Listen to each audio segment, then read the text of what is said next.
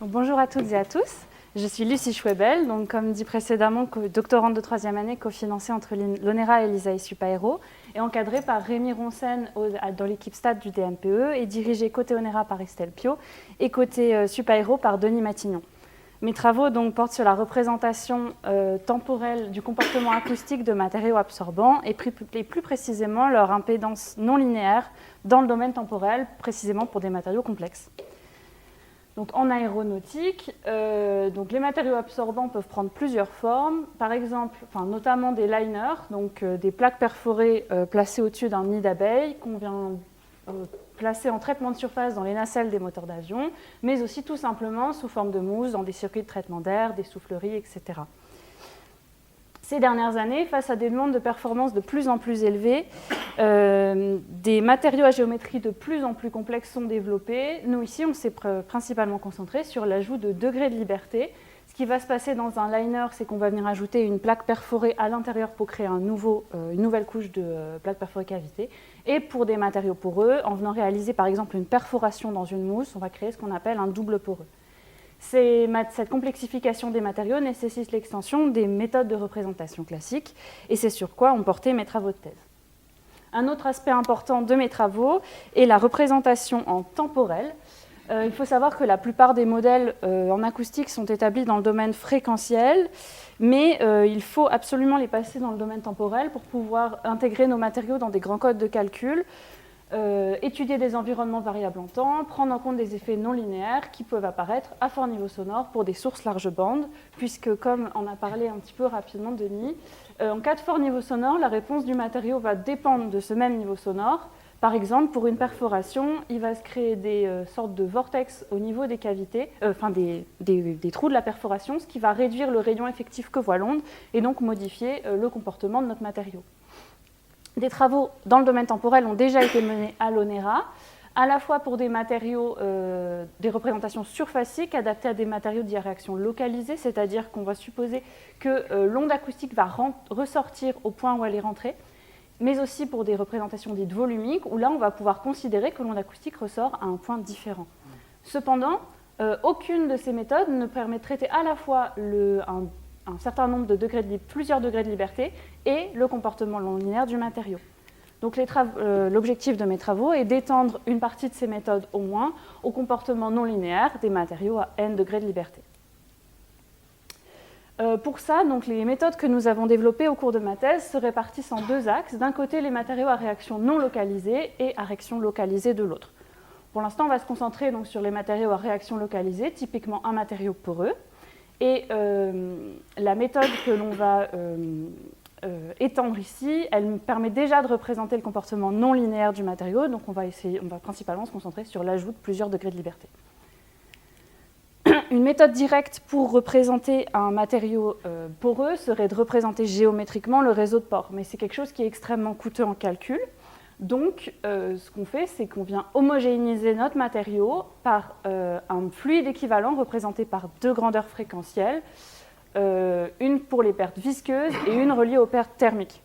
Dans les faits, ce modèle, en fait, il vient se mettre en œuvre en prenant les équations de l'air linéarisé d'un fluide classique et en venant pondérer la masse volumique par alpha et la compressibilité par notre fonction bêta.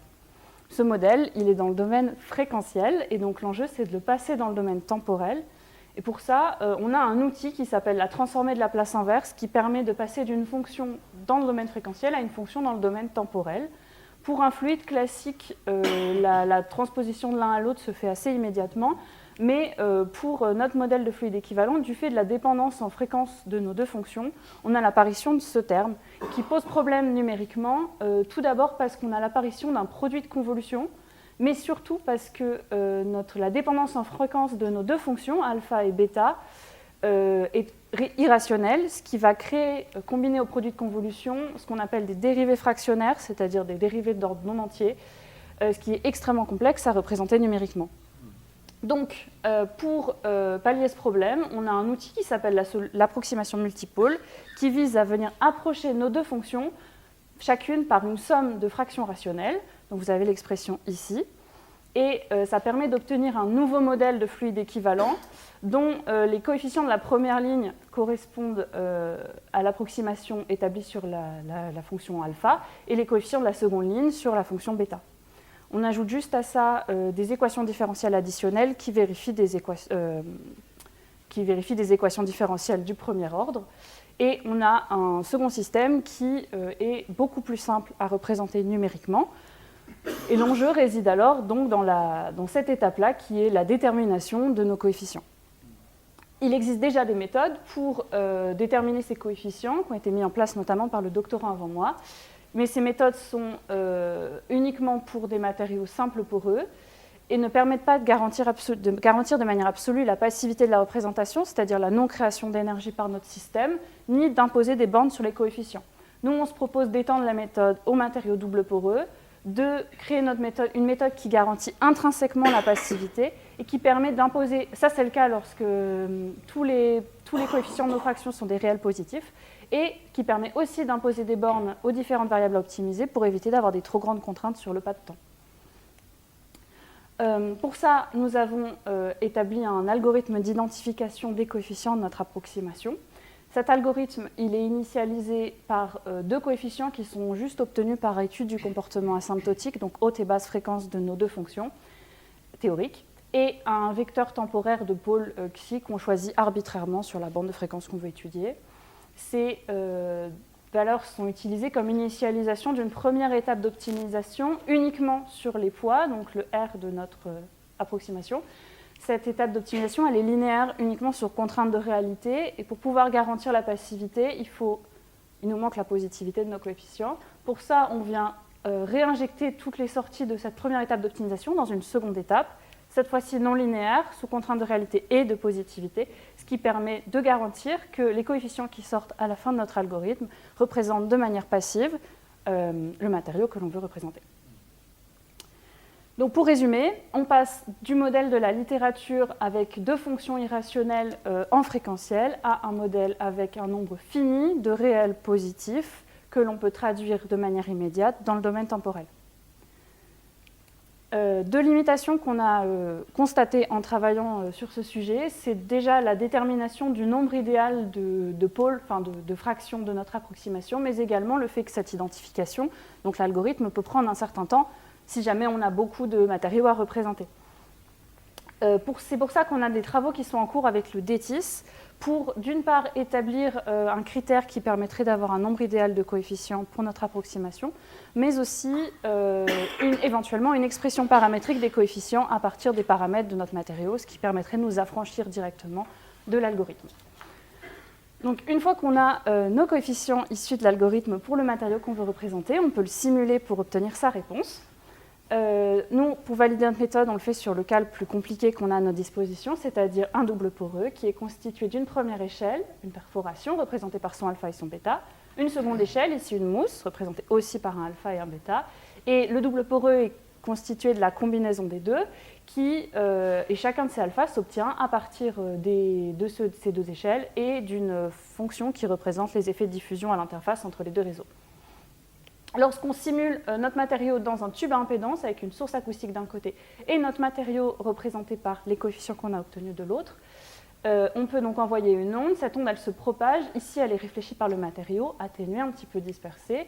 Si jamais on place un micro ici, fictif, on peut récupérer la courbe en pression en jaune. Si jamais on fait la même chose avec cette fois-ci un mur rigide, on a la réponse en bleu. Et pour pouvoir valider notre représentation, on vient réaliser le rapport entre cette fonction jaune avec le matériau et bleu sans le matériau, enfin avec la partie rigide, et ça nous permet d'obtenir un coefficient d'absorption issu de la simulation en pointillé jaune, qu'on compare avec celui théorique donné par le modèle irrationnel, et on voit que les deux courbes correspondent très bien, ce qui valide notre méthode. Ces résultats ont fait l'objet d'un papier et de deux communications en congrès. On va maintenant passer aux méthodes qu'on a développées pour des matériaux à réaction non localisée, comme des liners. Pour ça, on se base sur la méthode développée par Rémi Ronsen, qui donc considère le comportement non linéaire, mais pas l'extension, à plusieurs degrés de liberté. Et je vais vous la présenter maintenant pour pouvoir bien comprendre ce que nous, on a fait ensuite. Eux, ce qu'ils font, c'est qu'ils considèrent le liner, donc constitué d'une plaque perforée et d'une cavité, comme un seul système caractérisé par une fonction de transfert en temps, sa réponse impulsionnelle. Ici, on voit la réflexion à la surface du matériau, puis les différentes réflexions à l'intérieur de la cavité. Ce système, il prend en entrée la source acoustique en temps qu'on va venir décomposer en plein d'impulsions et on va venir la considérer de manière itérative. La sortie du système étant la réponse acoustique constituée de la somme de toutes les réponses correspondant à chacune des impulsions du système d'entrée, du signal d'entrée. Un des avantages de cette méthode, c'est qu'en considérant la vitesse à la surface de notre matériau comme un deuxième paramètre d'entrée, on va pouvoir à chaque instant considérer la réponse non linéaire associée à ce niveau sonore et obtenir donc la réponse acoustique non linéaire de notre matériau, ce qui est particulièrement important en cas de fort niveau sonore notamment. Sauf que une des limitations de cette méthode, du fait de sa définition surfacique, elle ne permet pas de prendre en compte les non-linéarités qui seraient associées aux plaques perforées internes de notre matériau.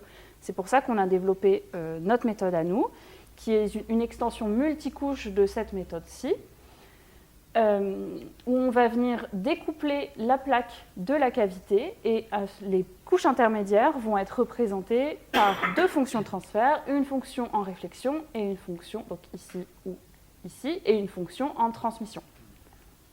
Et la couche terminale, enfin la dernière couche est juste représentée par un coefficient de réflexion. Cette méthode, on l'a validée expérimentalement avec un liner à 1 degré de liberté dans un tube à impédance, à deux niveaux sonores. Donc vous avez la courbe rose qui correspond à 130 et la courbe rouge qui correspond à 145 dB. Et quand on compare les résultats expérimentaux qui sont les croix avec les résultats de notre méthode numérique qui est le trait plein, on voit que les deux courbes coïncident, ce qui permet de valider la méthode. On a ensuite étendu notre méthode à un liner à 2 degrés de liberté. Mais en fait, ce qui est facile, c'est qu'on aurait pu rajouter autant de couches qu'on veut pour traiter autant de degrés de liberté qu'on veut pour notre matériau. Et on a revalidé ça expérimentalement également, donc avec deux plaques perforées séparées par des cavités. Et on voit ici aussi que notre méthode permet de prédire finement la réponse non linéaire de notre matériau complexe, ce qui est inédit dans le domaine scientifique, puisqu'actuellement, il n'y a pas encore eu d'études ni de modèle qui permet à ma connaissance, qui permet de représenter le comportement non linéaire de matériaux à plusieurs degrés de liberté. Et donc ces résultats feront l'objet d'une conférence à l'AIA-CEAS fin mai, et d'un papier dans l'AIA Journal après cela.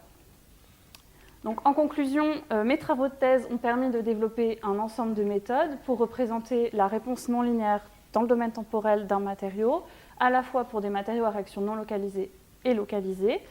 Et ces méthodes permettent de doter l'ONERA d'outils qui permettent de simuler et de modéliser dans le domaine temporel des comportements de matériaux acoustiques complexes, soumis à des sources acoustiques intenses, large bande ou des forts écoulements cisaillés importants, ce qui apporte de forts effets non linéaires. Et du côté du domaine scientifique, ça ouvre la voie à l'étude numérique du comportement non linéaire de matériaux multicouches. Merci pour votre attention.